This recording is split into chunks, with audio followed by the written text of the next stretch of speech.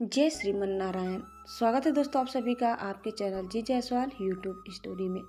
दोस्तों आज हम सुनेंगे श्रीमद् भागवत महापुराण कथा तृतीय स्कंद का अष्टाविंश अध्याय। आज इस वीडियो में हम जानेंगे अष्टांग योग की विधि के बारे में। आज की कथा इस प्रकार है।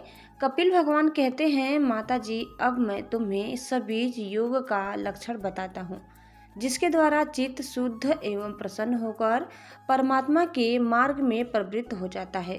यथाशक्ति शास्त्र विहित स्वधर्म का पालन करना तथा शास्त्र विरुद्ध आचरण का परित्याग करना, प्रारब्ध के अनुसार जो कुछ मिल जाए उसी में संतुष्ट रहना, आत्मज्ञानियों के चरणों की पूजा करना, विषय वासनाओं को बढ़ाने वाले कर्मों से दूर रहना, संसार बंधन से छुड़ाने वाले धर्मों में प्रेम करना, पवित्र और परिमित भोजन करना, निरंतर एकांत और निर्भय स्थान में रहना, मन वाणी और शरीर से किसी जीव को न सताना, सत्य बोलना, चोरी न करना, आवश्यकता से अधिक वस्तुओं का संग्रह न करना, ब्रह्मचर्य का पालन करना, तपस्या करना, बाहर भीतर से पवित्र रहना, शास्त्रों का अध्ययन करना, भगवान की पूजा करना, वाणी का संयम करना, उत्तम आसनों का अभ्यास करके स्थिरता पूर्वक बैठना, धीरे धीरे प्राणायाम के द्वारा श्वास को जीतना, इंद्रियों को मन के द्वारा विषयों से हटाकर अपने हृदय में ले जाना, मूलाधार आदि किसी एक केंद्र में मन के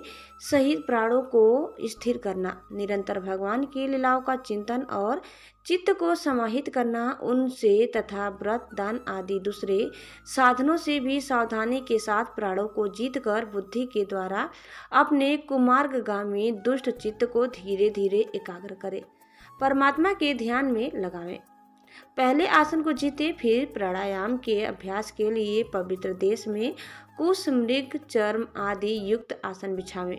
उस पर शरीर को सीधा और स्थिर रखते हुए सुखपूर्वक बैठकर अभ्यास करें। आरंभ में बाएं नासिका से पूरक, कुंभक और रेचक करें। फिर इसके विपरीत दाहिनी नासिका से प्राणायाम करके प्राण के मार्ग का शोधन करें, जिससे चित्त स्थिर और निश्चल हो जाए। जिस प्रकार वायु और अग्नि से तपाया हुआ सोना अपने मन को त्याग देता है, उसी प्रकार जो योगी प्राण वायु को जीत लेता है, उसका मन बहुत शीघ्र शुद्ध हो जाता है। अतः योगी को उचित है कि प्राणायाम से वात पित्त आदि जनित दोषों को, धारणा से पापों को, प्रत्याहार से विषयों के संबंध को और ध्यान से भगवत विमुख करने वाले राग द्वेष आदि दुर्गुणों को दूर करे। जब योग का अभ्यास करते करते चित्त निर्मल और एकाग्र हो जाए, तब नासिका के अग्रभाग में दृष्टि जमा कर इस प्रकार भगवान की मूर्ति का ध्यान करें। भगवान का मुख कमल आनंद से प्रफुल्ल है, नेत्र कमल कोश के समान रतन तारे हैं, शरीर नील कमल दल के समान श्याम है, हाथों में शंख चक्र और गदा धारण किए हैं, कमल की केसर के समान पीला रेशमी वस्त्र लहरा रहा है, वक्ष स्थल में श्री वत्स चिन्ह है और गले में कौस्तुभ मणि झिलमिला रही है। वरमाला चरणों तक लटकी हुई है, जिसके चारों ओर भौरे सुगंध से मतवाले होकर मधुर गुंजार कर रहे हैं। अंग प्रत्यंग में महामूल्य हार, कंकड़, किरीट, भुजबंध और नुपुर आदि आभूषण विराजमान है। कमर में करधनी की लड़ियां उसकी शोभा बढ़ा रही हैं। भक्तों के हृदय कमल ही उनके आसन है। उनका दर्शनीय श्याम सुंदर स्वरूप अत्यंत शांत एवं मन और नयनों को आनंदित करने वाला है। उनकी अति सुंदर किशोर अवस्था है। वे भक्तों पर कृपा करने के लिए आतुर हो रहे हैं। बड़ी मनोहर झांकी है। भगवान सदा संपूर्ण लोकों से वंदित है। उनका पवित्र यश परम कीर्तनीय है और वे राजा बलि आदि परम यशस्वियों के भी यश को बढ़ाने वाले हैं। इस प्रकार श्री नारायण देव का संपूर्ण अंगों के सहित तब तक ध्यान करे जब तक चित्त वहां से हटे नहीं। भगवान की लीलाएं बड़ी दर्शनीय हैं, अतः अपनी रुचि के अनुसार खड़े हुए, चलते हुए, बैठे हुए, पौड़े हुए तथा अथवा अंतर्यामी रूप से स्थित हुए उनके स्वरूप का विशुद्ध भाव युक्त चित्त से चिंतन करे। इस प्रकार योगी जब यह अच्छी तरह देख ले कि भगवत ग्रह में चित्त की स्थिति हो गई, तब वह उनके समस्त अंगों में लगे हुए चित्त को विशेष रूप से एक एक अंग में लगावे। भगवान के चरण कमलों का ध्यान करना चाहिए। वे वज्र, अंकुश, ध्वजा और कमल के मंगलमय चिन्हों से युक्त हैं तथा अपने उभरे हुए लाल लाल शोभामय नख चंद्र मंडल की चंद्रिका से ध्यान करने वालों के हृदय के अज्ञान रूप घोर अंधकार को दूर कर देते हैं। इन्हीं की धोवन से नदियों में श्रेष्ठ श्री गंगा जी प्रकट हुई थी, जिनके पवित्र मंगल रूप श्री महादेव जी और भी अधिक मंगलमय हो गए। ये अपना ध्यान करने वालों के पाप रूप पर्वतों पर छोड़े हुए चंद्र इंद्र के वज्र के समान है। भगवान के इन चरण कमलों का चिरकाल तक चिंतन करें। भव भयहारी अजन्मा श्रीहरि की दोनों पिंडलियों एवं घुटनों का ध्यान करें, जिनको विश्व विधाता ब्रह्मा जी की माता सुरवंदिता कमल लोचना लक्ष्मी जी अपनी जांघों पर रखकर अपने कांतिमान कर किस लयों की कांति से लाड लटाती रहती हैं। भगवान की जांघों का ध्यान करें, जो आलसी के फूल के समान नील वर्ण और बल की निधि है तथा गरुड़ जी की पीठ पर शोभायमान है। भगवान के नितंब बिंब का ध्यान करें, जो एड़ी तक लटके हुए पीताम्बर से ढका हुआ है और उस पीताम्बर के ऊपर फैली हुई स्वर्णमयी करधनी की लड़ियों को आलिंगन कर रहा है। संपूर्ण लोकों के आश्रय स्थान भगवान के उदर देश में स्थित नाभि सरोवर का ध्यान करें। इसी में से ब्रह्मा जी का आधारभूत सर्वलोकमय कमल प्रकट हुआ है। फिर प्रभु के श्रेष्ठ मरकत मणि सदृश दोनों स्तनों का चिंतन करें, जो वक्ष स्तर पर पड़े हुए शुभ्र हारों की किरणों से गौरवर्ण जान पड़ते हैं। इसके पश्चात पुरुषोत्तम भगवान के वक्ष स्थल का ध्यान करें, जो महालक्ष्मी का निवास स्थान और लोगों के मन एवं नेत्रों को आनंद देने वाला है। फिर संपूर्ण लोगों के बंदनी भगवान के गले का चिंतन करें, जो मानो कौस्तुभ मणि को भी सुशोभित करने के लिए ही उसे धारण करता है।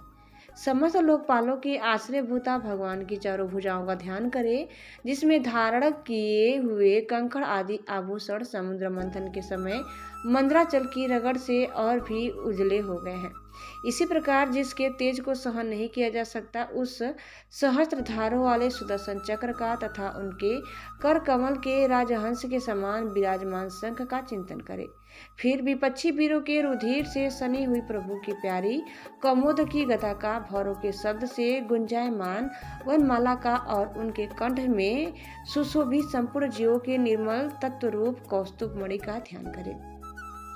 भक्तों पर कृपा करने के लिए ही यहाँ साकार रूप धारण करने वाले श्रीहरि के मुख कमल का ध्यान करें, जो सुधड़ नासिका से सुशोभित है और झिलमिलाते हुए मकराकृत कुंडलों के हिलने से अतिशय प्रकाशमान स्वच्छ कपोलों के कारण बड़ा ही मनोहर जान पड़ता है। काली काली घुंघराली अलकावली से मंडित भगवान का मुखमंडल अपनी छवि के द्वारा भ्रमरों से सेवित कमल कोश का भी तिरस्कार कर रहा है और उसके कमल सदृश विशाल एवं चंचल नेत्र उस कमल कोश पर उछलते हुए मछलियों की जोड़ों की शोभा को मात कर रहे हैं। अनंत भ्रूलताओं से सुशोभित भगवान के ऐसे मनोहर मुखार बिंद की मन में धारणा करके आलस्य रहित हो उसी का ध्यान करें।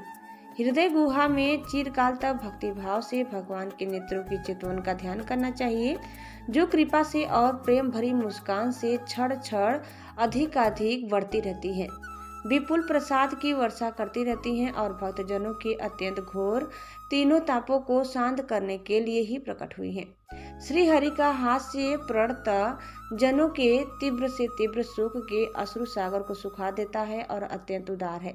मुनियों के हित के लिए कामदेव को मोहित करने के लिए ही अपनी माया से श्री हरि ने अपने भ्रूमंडल को बनाया है। उनका ध्यान करना चाहिए। अत्यंत प्रेमार्थ भाव से अपने हृदय में विराजमान श्री हरि के खिलखिलाकर हंसने का ध्यान करें, जो वस्तुतः ध्यान के ही योग है तथा जिसमें ऊपर और नीचे के दोनों होठों की अत्यधिक अरुण कांति के कारण उनके कुंदकली के समान शुभ्र छोटे छोटे दांतों पर लालिमा सी प्रतीत होने लगी है। इस प्रकार ध्यान में तन्मय होकर उनके सिवा किसी अन्य पदार्थ को देखने की इच्छा न करें। इस प्रकार के ध्यान के अभ्यास से साधक का श्री हरि में प्रेम हो जाता है, उसका हृदय भक्ति से द्रवित हो जाता है, शरीर में आनंद तारीरेक के कारण रोमांच होने लगता है। उत्कंठ जनित प्रेम अश्रुओं की धारा में वह बारंबार अपने शरीर को नहलाता है और फिर मछली पकड़ने के कांटे के समान श्रीहरि को अपनी ओर आकर्षित करने के साधन रूप अपने चित्त को भी धीरे धीरे ध्येय वस्तु को हटा लेता है। जैसे तेज आदि के चुक जाने पर दीपशिखा अपने कारण रूप तेजस तत्वों में लीन हो जाती है, वैसे ही आश्रय विषय और राग से रहित होकर मन शांत ब्रह्माकार हो जाता है। इस अवस्था के प्राप्त होने पर जीव गुण प्रवाह रूप देह आदि उपाधि के निवृत्त हो जाने के कारण ध्याता ध्येय आदि विभाग से रहित एक अखंड परमात्मा को ही सर्वत्र अनुगत देखता है। योग अभ्यास से प्राप्त हुई चित्त की इस अविद्या रहित लय रूप निवृत्ति से अपनी सुख दुख रहित ब्रह्म रूप महिमा में स्थित होकर परमात्मा तत्व का साक्षात्कार कर लेने पर वह योगी जिस सुख दुख के भोक्तृत्व को पहले अज्ञानवश अपने स्वरूप में देखता था, उसे अब अविद्याकृत अहंकार में ही देखता है।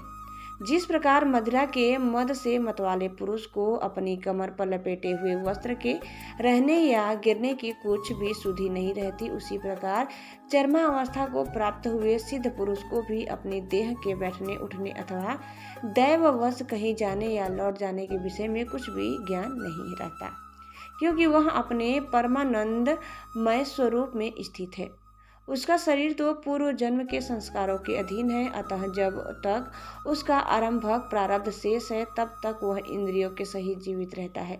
किंतु जिसे समाधि पर्यंत योग की स्थिति प्राप्त हो गई है और जिसने परमात्म को भी भली भांति जान लिया है, वह सिद्ध पुरुष पुत्र कलत्रादि के सहित इस शरीर को स्वप्न में प्रतीत होने वाले शरीरों के समान फिर स्वीकार नहीं करता। फिर उसमें अहंता ममता नहीं रहता। जिस प्रकार अत्यंत स्नेह के कारण पुत्र और धन आदि में भी साधारण जीव की आत्मबुद्धि रहती है, किंतु थोड़ा सा विचार करने से ही वे उनसे स्पष्टतया अलग दिखाई देते हैं, उसी प्रकार जिन्हें यह अपना आत्मा मान बैठा है, उन देह आदि से भी उनका साक्षी पुरुष पृथक ही है। जिस प्रकार जलती हुई लकड़ी से, चिंगारी से, स्वयं अग्नि से ही प्रकट हुए धुएं से तथा अग्नि रूप मानी जाने वाली उस जलती हुई लकड़ी से ही अग्नि वास्तव में पृथक ही है, उसी प्रकार भूत इंद्रिय और अंतःकरण से उनका साक्षी आत्मा अलग है तथा जीव कहलाने वाले उस आत्मा से भी ब्रह्मा भिन्न है और प्रकृति से उसके संचालक पुरुषोत्तम भिन्न है। जिस प्रकार देह दृष्टि से जरायुज, अंडज, स्वेदज और उद्भिज चारों प्रकार के प्राणी पंचभूत मात्र है, उसी प्रकार संपूर्ण जीवों में आत्मा को और आत्मा में संपूर्ण जीवों को अनन्य भाव से अनुगत देखे।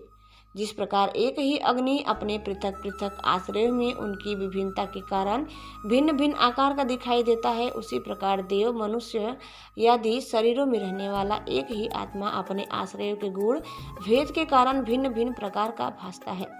अतः भगवान का भक्त जीव के स्वरूप को छिपा देने वाली कार्य कारण रूप से परिणाम को प्राप्त हुई भगवान की इस अचिंत्य शक्तिमयी माया को भगवान की कृपा से ही जीत कर अपने वास्तविक स्वरूप ब्रह्म रूप में स्थित होता है।